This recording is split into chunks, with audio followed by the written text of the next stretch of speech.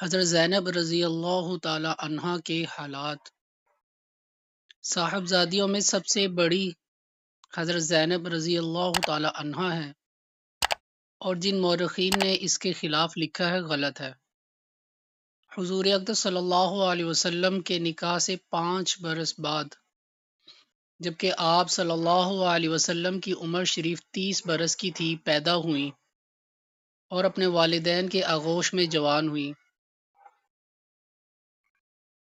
مسلمان ہوئی اور اپنے خالہ زاد بھائی ابو العاص بن ربی سے نکاح ہوا۔ غزوہ بدر کے بعد ہجرت کی، جس میں مشرکین کی ناپاک حرکتوں سے زخمی ہوئی، اور اسی بیماری کا سلسلہ اخیر تک چلتا رہا، یہاں تک کہ 8 ہجری کے شروع میں انتقال فرمایا۔ ان کے خاوند بھی 6 ہجری یا 7 ہجری میں مسلمان ہو کر مدینہ منورہ پہنچ گئے تھے اور انہی کے نکاح میں رہیں۔ ان سے 2 بچے ہوئے، ایک لڑکا ایک لڑکی۔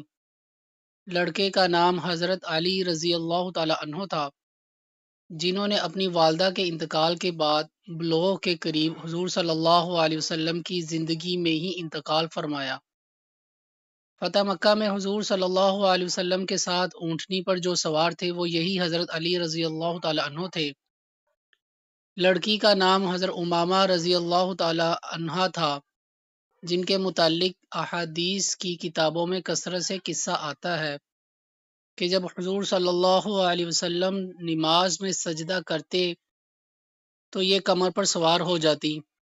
یہ حضور صلی اللہ علیہ وسلم کے بعد تک زندہ رہیں۔ حضرت سیدہ فاطمہ رضی اللہ تعالی عنہا کے وصال کے بعد جو ان کی خالہ تھی، حضرت علی رضی اللہ تعالی عنہ نے ان سے نکاح کیا، اور ان کے وصال کے بعد مغیرہ بن نوفل رضی اللہ تعالی عنہ سے نکاح ہوا۔ حضرت علی رضی اللہ تعالی عنہ کی کوئی اولاد ان سے نہیں ہوئی، البتہ مغیرہ رضی اللہ تعالی عنہ سے بعضوں نے ایک لڑکا یحییٰ لکھا ہے اور بعضوں نے انکار کیا ہے۔